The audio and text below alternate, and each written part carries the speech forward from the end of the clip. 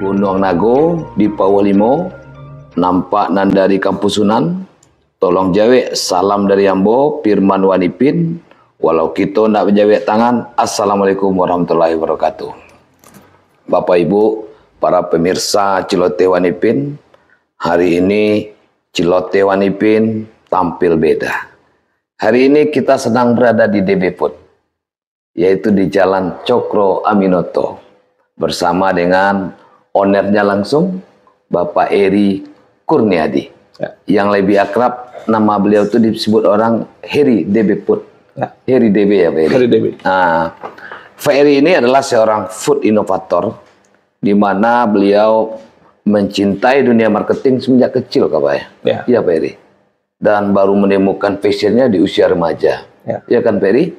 Dan saya lihat memang salah satu tokoh muda kita ini yang inovatif ini ya kita lihat di DB Food, apalagi sekarang DB Food nomor 3 terbesar ya di Indonesia. Ya, kita akan bercerita banyak dengan Pak Eri terkait dengan kisah beliau memulai bisnis ini dari from zero to hero.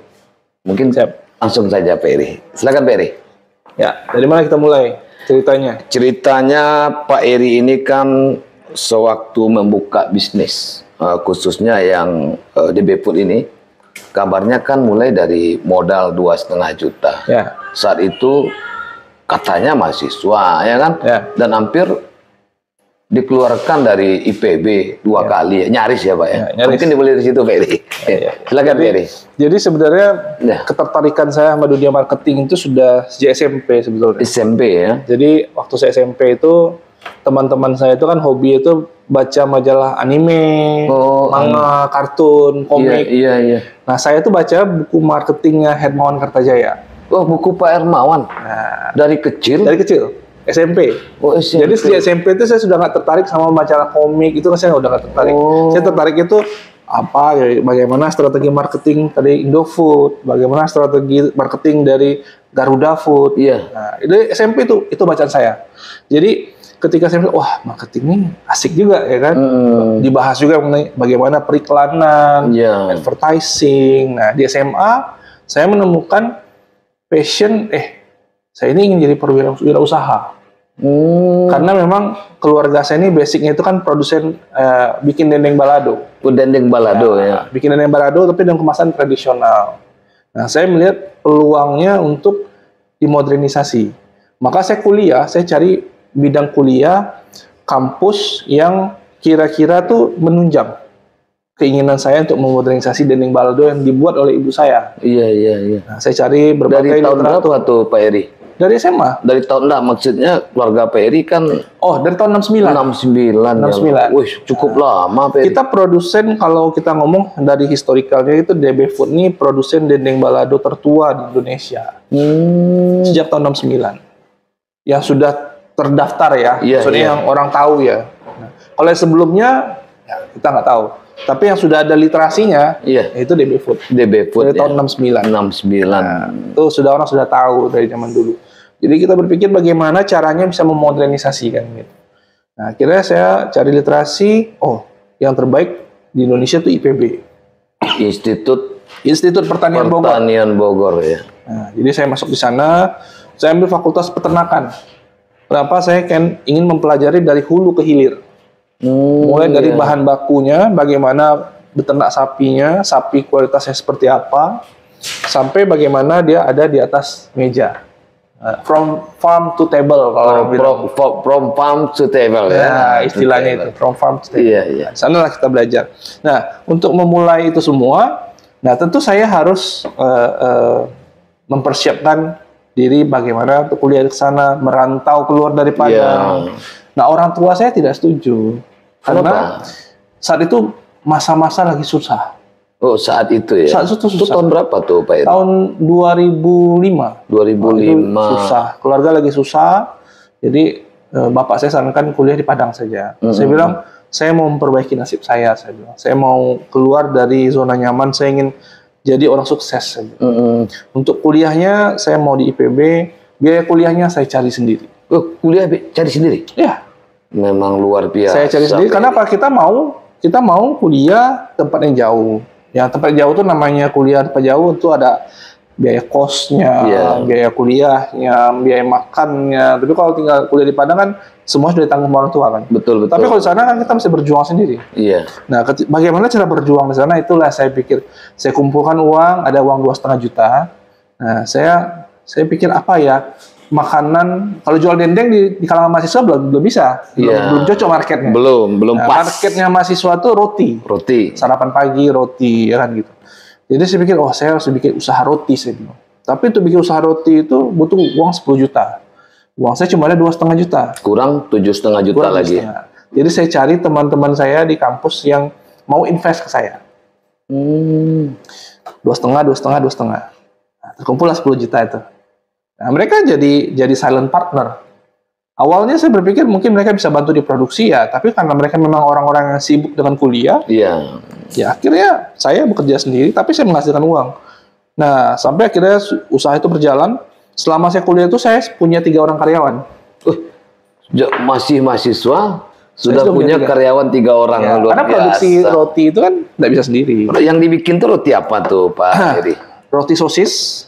Iya. Roti keju, roti coklat. Itu dijual harga berapa? Jadi saat itu dengan waktu itu sedang booming itu Britop di Bogor. Britop.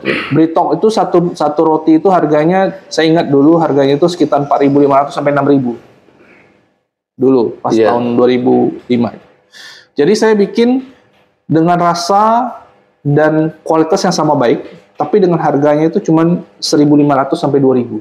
Nggak mahal-mahal harganya. Nggak mahal-mahal aja. Dan kalau misalnya anak kampus IPB Dharma itu kalau mau ke Bristol itu kan mesti naik 2 kali naik angkot. Iya. 2 kali naik. Belum harga roti tambah dengan angkot pulang pergi lagi. Sekarang rotinya sudah ada. Harga lebih murah. Kita antar langsung sampai ke kosan. Iya. Di mana kosnya? Nih. Antar. Nah, itu akhirnya itu yang membuat saya bisa mengumpulkan uang, saya bisa membiayai hidup saya sendiri, saya bisa membiayai kuliah saya sendiri, bayar kos sendiri, bisa membiayai 3 orang karyawan saya sampai saya tamat. Nah, sesudah itu, setelah saya tamat, nah saya berpikir kan, saya next step-nya apa nih? Iya. Nah, tentu pengennya sih lanjut usaha. Mau bekerja atau melanjutkan usaha yang sudah ada tawaran kerja untuk saya. Di mana, Peri? PT Mega Surya Mas namanya. Jadi dia produsen sabun Harmoni. Jadi salah satu petinggi di sana itu memang salah satu customer saya. Saya selain jual roti, saya juga jual nugget frozen food. Iya. Terus saya sekaligus jual frozen food. Jadi beliau memang salah satu customer saya. Jadi beliau tawarkan saya untuk kerja di tempat mereka gitu. Nah, waktu itu saya sampaikan, wah saya itu pengen lanjut usaha saya. Iya. Dia bilang, saya kasih gaji 7 juta 1 bulan. Saya bilang, kan cukup besar. Udah 7 juta 1 bulan itu besar. Karena di zaman saya tamat kuliah itu, saya termasuk yang dapat gaji tertinggi waktu itu, 7 juta itu.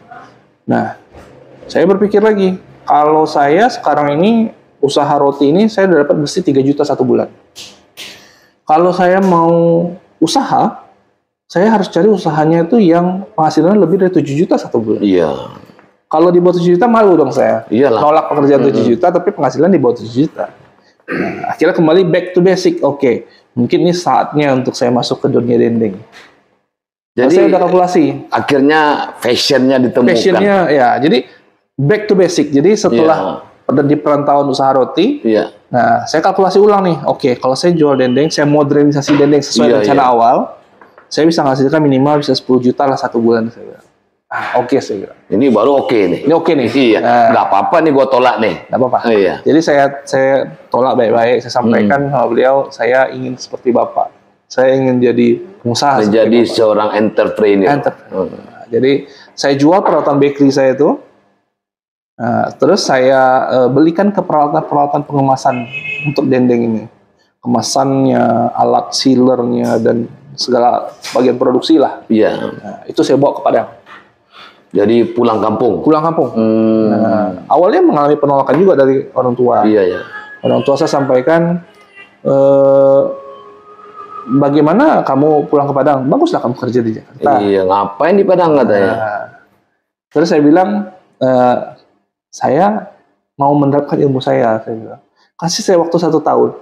Kalau dalam 1 tahun saya tidak bisa memperbaiki ini semua, saya tidak bisa membuat usaha yang bagus, saya akan kembali ke Jakarta. Saya bilang.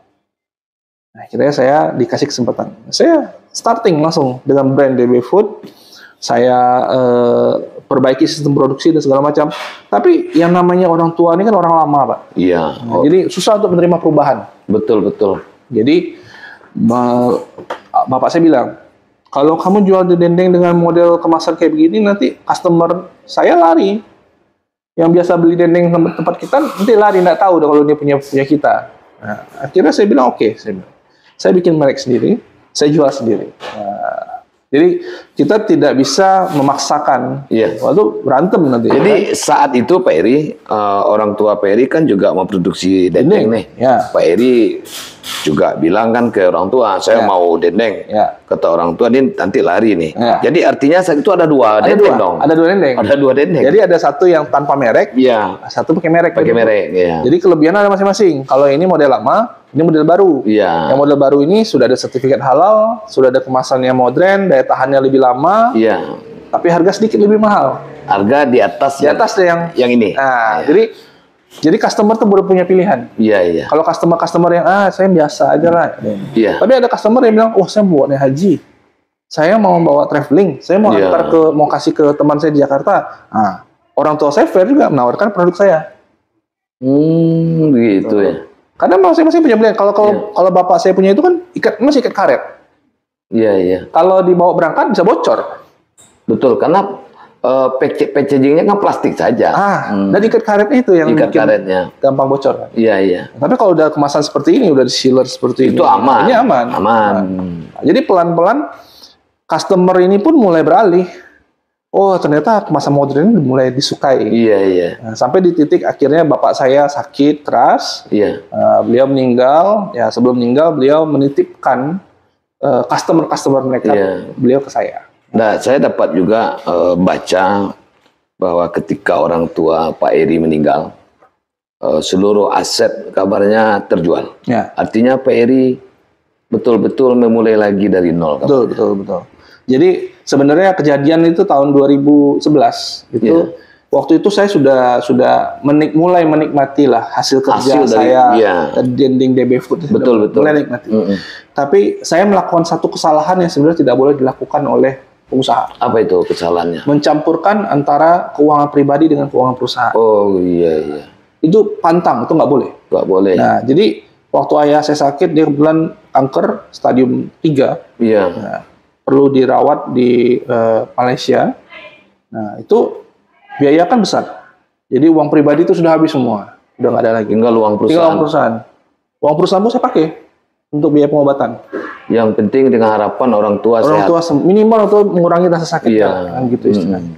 Nah, itu yang kesalahan terbesar yang saya lakukan yang membuat DB Food ini sempat bangkrut. Jadi sudah nggak ada apa-apa, nggak punya apa-apa lagi. Iya. Nah, artinya Pak Eri membangun kembali bisnisnya dari titik nol. Ya, jadi akhirnya pada saat ayah saya meninggal, tapi ayah saya sampaikan kepada saya sebelum dia meninggal, dia sudah bangga, sudah merasa saya memberikan yang terbaik. Iya. Nah, saya bilang bagaimana apapun yang terjadi saya pasti akan lakukan ini, saya bilang. Di mata Pak Eri, dengan Pak Eri kan boleh katakan sukses hari ini. Tentu peranan orang tua, seorang ayah itu kan sangat penting ini. Bagaimana menurut Pak Eri ini peranan orang tuanya dalam membuat Pak Eri seperti sekarang ini? Jadi ayah saya ini punya satu kalimat yang selalu saya pegang. Sewaktu saya memulai untuk kuliah sampai ke sekarang ini, dia pernah sampaikan begini: selama orang belum makan batu, usaha makan akan terus berkembang. Itu pesan ayah saya. Selama orang belum makan batu, usaha makanan akan terus berkembang. Itu saya pegang sampai sekarang. Iya. Jadi saya tidak pernah lari dari usaha makanan. Kenapa? Apapun masalahnya saya akan hadapi. Termasuk ketika saya waktu itu bangkrut, ayah saya meninggal. Setelah itu, ya itu berkat Tuhan juga mungkin. Karena mungkin Tuhan melihat anak ini ada baktinya sama orang tua. Iya. Nah, itu selama saya membangun dari nol lagi, 9 bulan itu saya punya balik lagi semuanya. Dalam waktu 9 bulan. Iya. Nah, jadi kalau di dalam agama saya itu ada nama kisah Ayub. Atau ada kisah tentang Ayub yang dicobai, ya kan begitu? Iya, diberi cobaan. Diberi cobaan. Gitu. Iya. Saya memandang pada saat itu saya mungkin sedang dicobai, apakah saya sanggup untuk bertahan? Kan? Iya, ternyata seorang Eri Kurniadi kan sanggup. Sampai hari ini. Sampai hari ini. Iya, artinya waktu 9 bulan bangkit lagi kan dari keterpurukan kan itu semua aset habis. Habis ya. Lanjut ceritanya Peri yang sampai brand DB Food seperti sekarang ini seperti apa nih perjalanannya? Melalui proses itu, kita mulai, saya kan tipikal orang yang suka bergaul. Nah, saya suka bergaul, saya ikut aktif di organisasi manapun, di HIPMI, di Kadin, di GAPMI. Nah, dan Peri juga member IMA kan? IMA juga. Indonesian Marketing Association ya, IMA Chapter Padang. IMA Chapter Padang. Nah, kemarin juara satu UMKM. Itu gimana pula ceritanya? Kita pending dulu cerita ini nih. Yang cerita sampai DB Food bisa juara 1 UMKM tingkat nasional IMA Chapter seluruh Indonesia. Jadi sebenarnya awalnya itu saya diajak sama kolega kita di IMA, Azwa Perfume. Alka. Iya. Bang Alka ngajak kita ikut IMA UMKM Awards, dan saya ikut. Jadi bagusnya IMA UMKM Awards ini, mereka mengajarkan kita nge-shape bisnis kita tuh jadi bagaimana punya prospek masa depan. Jadi UMKM-nya diarahkan tidak cuma untuk berdagang, jualan, tapi gimana jadi bisnis di masa depan. Nah, itu yang kita dapatkan, kita pelajari terus sampai akhirnya kita lolos ke final sampai akhirnya jadi juara 1 gitu. Ketika Pak Eri kan anggota baru di IMA. Ketika jadi juara 1 gimana perasaannya? Itu level nasional loh Pak Eri. Indonesia kan. Yang pasti itu satu berkat untuk saya. Kenapa? Saya kan mengidolakan Pak Hermawan Kartajaya ini sejak kecil, sejak SMP. Sejak SMP kan? SMP. Bacaannya sudah buku marketing. Nah, dan IMA ini yang diriin Pak Hermawan Kartajaya. Pak Hermawan foundernya. Dan di saat penjurian final itu, yang jadi kepala tim jurinya Pak Hermawan Kartajaya. Pak Hermawan langsung? Nah, dan yang menyerahkan piala juara 1 saya itu Pak Hermawan Kartajaya, itu ada fotonya di sana. Nah, jadi itu seperti dream come true. Mimpi jadi kenyataan. Iya, mimpinya Pak Eri betul-betul jadi kenyataan saya lihat. Karena kan tidak menyangka seorang Eri Kurniadi bisa bertemu dengan seorang Hermawan, pakar marketing dunia. Mungkin lanjut cerita kita. Jadi yang produk DB Food sendiri, kita mulai nge-shape apa segmen yang kita mau garap. Nah, jadi kita dari pergaulan kita ini, kita bertemu dengan banyak pengusaha, bertemu dengan banyak calon customer. Akhirnya kita mentargetkan, kita punya market itu ada 4. Traveler, wisatawan, jemaah haji, dan umroh. 4 itu yang terutama. Itu sebabnya sampai sekarang dari 100% omset DB Food ini, 50%-nya itu disumbangkan oleh pusat oleh-oleh yang ada di Padang. 40%-nya itu dari outlet DB Food sendiri. 10%-nya dari online. Artinya 100% itu yang belanja itu orang luar Padang semua. Wisatawan, traveler. Nah, itu sebabnya tahun 2025 kita akan ekspansi ke Surabaya untuk membuka market di Jawa Tengah dan Jawa Timur. Karena Jawa Tengah dan Jawa Timur itu adalah pasar haji dan umroh terbesar di Indonesia. Maka buka 2025 ya. Surabaya. Sekarang outletnya Pak Eri sudah berapa banyak ini? Ada 2. Jadi yang satu factory outlet di Jalan Niaga. Satu outlet umum di Jalan Hoscokraminoto. Apakah ada rencana ada penambahan outlet? Ada. Nanti di Surabaya kita akan tambah. Surabaya ya. Surabaya. Barangkali mungkin target kedepannya nih Pak Eri. DB Food ini nih. Jadi kebetulan saya saat ini ada juga di inkubator pengusaha muda Brilian BRI. Saat ini kami sudah sampai di titik 75 besar. Dan di sini kami di-shape lagi bagaimana kita menjadi perusahaan yang selain feasible, bankable, juga investable. Nah, jadi kita terapkan berbagai strategi membangun future-nya DB Food. Nah, salah satunya kita ada rencana tahun 2030 IPO ya. Di pasar saham. dengan target valuasi itu 600 miliar. 600 miliar. Ya. Jadi target valuasi 600 miliar itu kita mudah-mudahan capai target di 2030 itu dengan penambahan cabang di Surabaya, setelah itu Bali, Makassar, Medan, Jakarta, dan Singapura. Singapura ya. Itu targetnya. Ya. Baik Pak Eri, mungkin yang di depan kita nih Pak Eri nih, ini ada contoh produk.